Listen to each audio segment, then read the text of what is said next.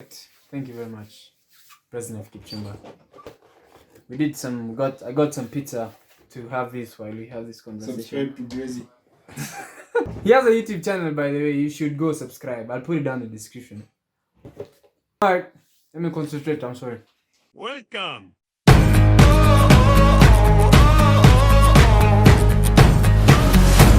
Get ready for it. This is it. Go! Let's go! This is it.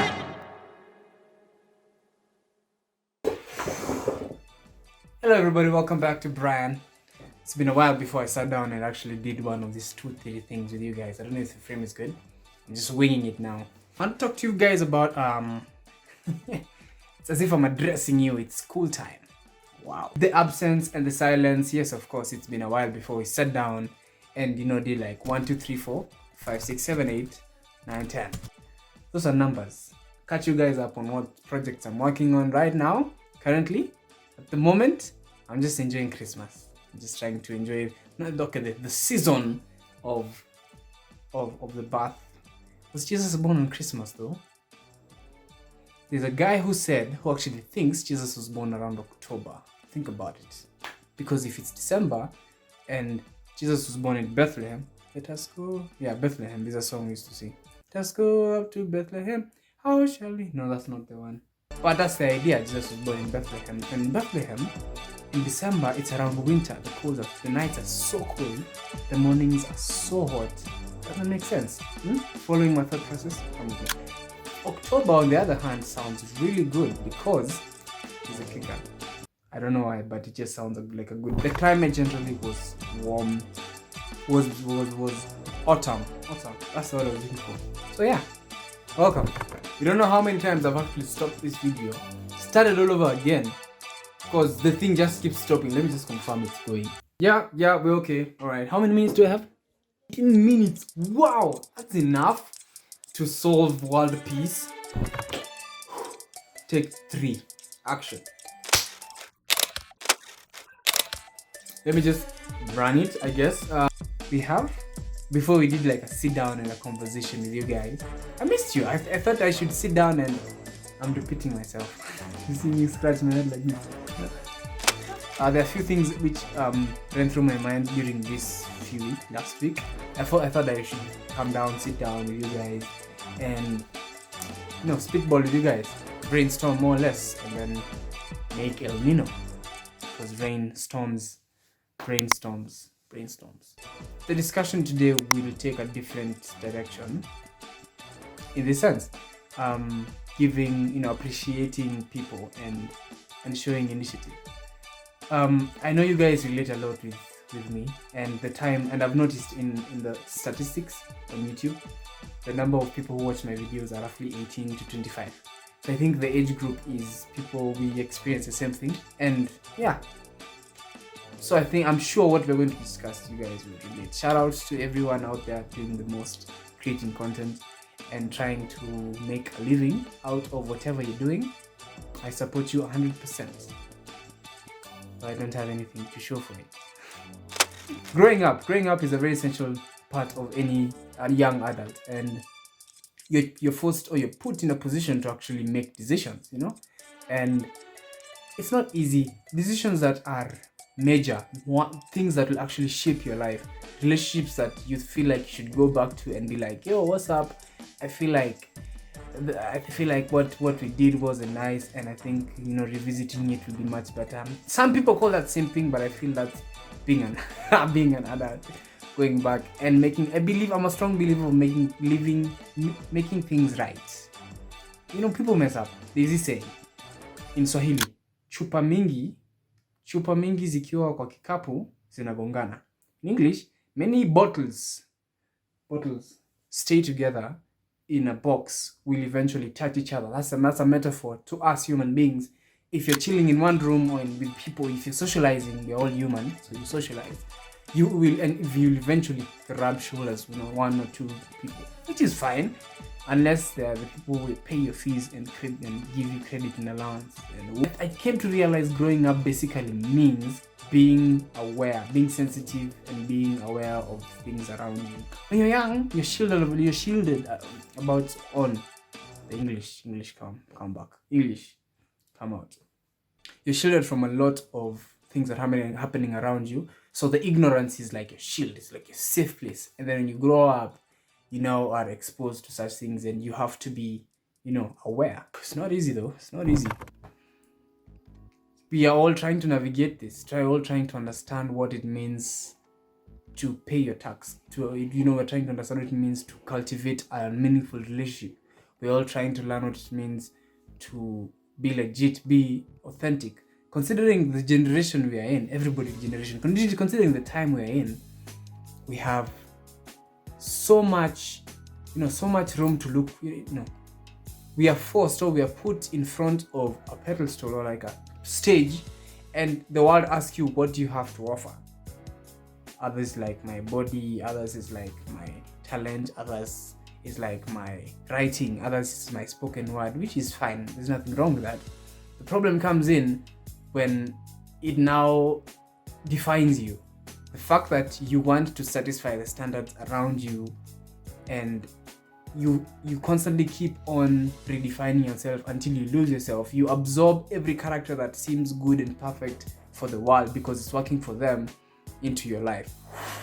Ooh.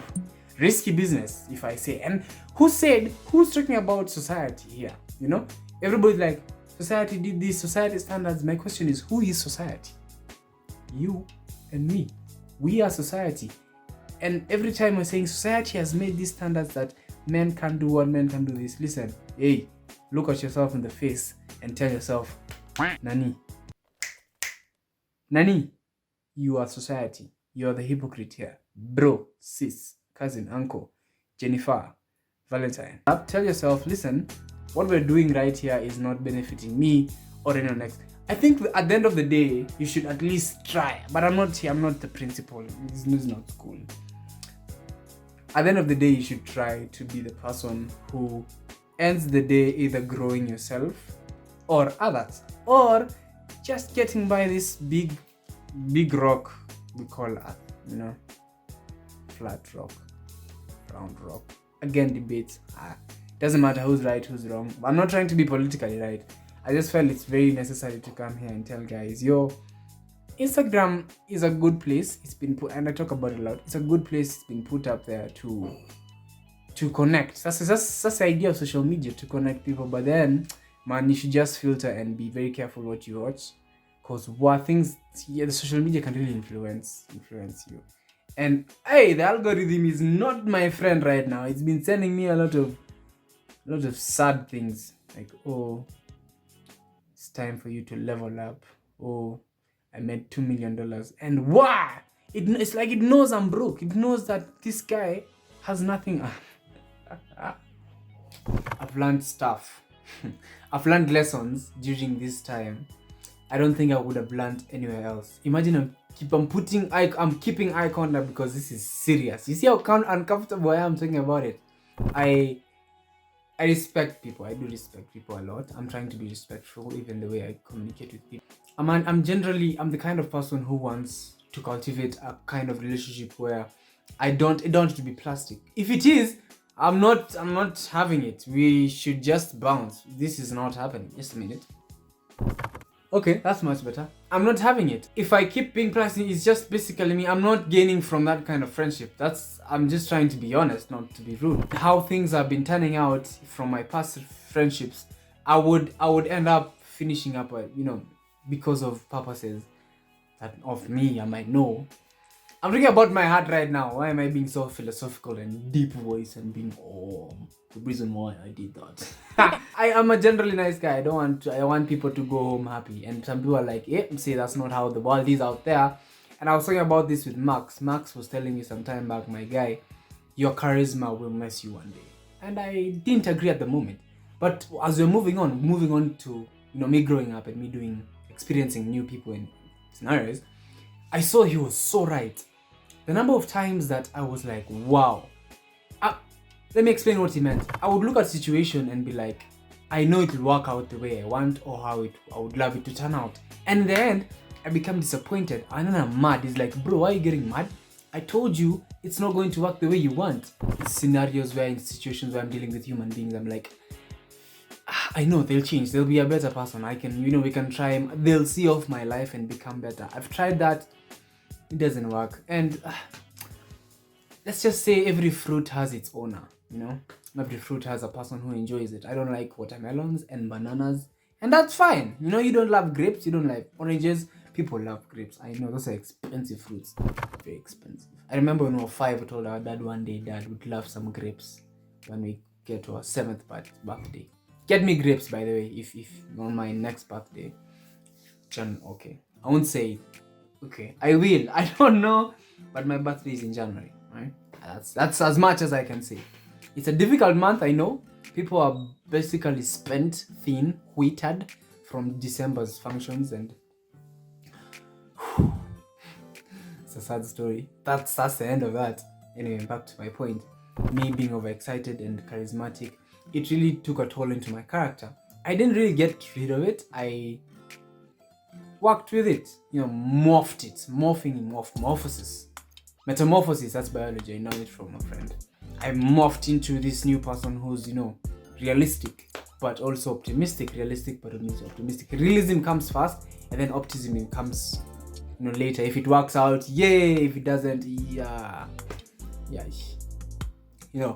And it influenced a lot of my relationship with people. Now back to my point is, people are people. Human beings are human beings. Your parents are your the first step you meet of genuine friendship, love, and all these emotions. Your parents, because it's them you come out of, and then you're like, wow, this is what it means to be loved, to be taken care of, and you go out there and replicate what you learn. That's how you learn, because that's how human beings work. You're social, I'm social with human beings. That's how we work.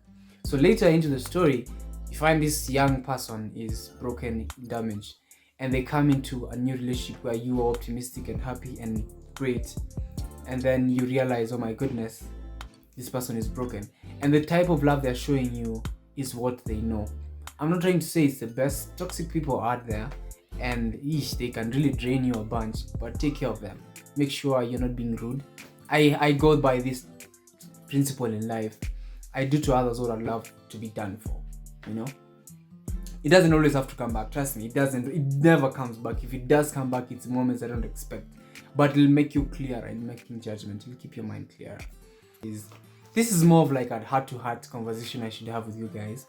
I feel like we should have this, because content is good. Having B-rolls and big plans, projects, graduations is a good thing, but also sitting down and talking to you guys, I feel like in some way it's also self-therapy and listening to my own self. And I now realize a lot of things. When you do something, you're like, that wouldn't happen to me. Some things have happened to me I didn't think happened to others, and some things I did to others I didn't think it would happen to me. Everything comes full circle. Never treat somebody badly because you have an upper hand. Don't do that. Because me and a friend of mine, let me just give you like a hint. I know whoever you are, you know what happened, but I'm not going to say the whole story. I treated them badly. I'm also a human being. I messed up, and what I did to them came back full circle. And the emotions that they were going through, I was like, yo, grow up, get over it. Now I'm experiencing them. I'm like, oh my goodness, why was I being so mean to this person? And I end up calling them and talking to other friends. Some guys call that simping, but me, I call that genuinity.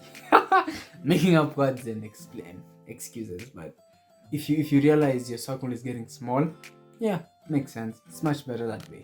So like, your enemy is the one guy you can trust. Their intentions are not for you. You trust them that their intentions are not good. Your friend, though, you have to always be. Those are all sayings of people. Just a true life in your own. Pick people vibes that you accept with.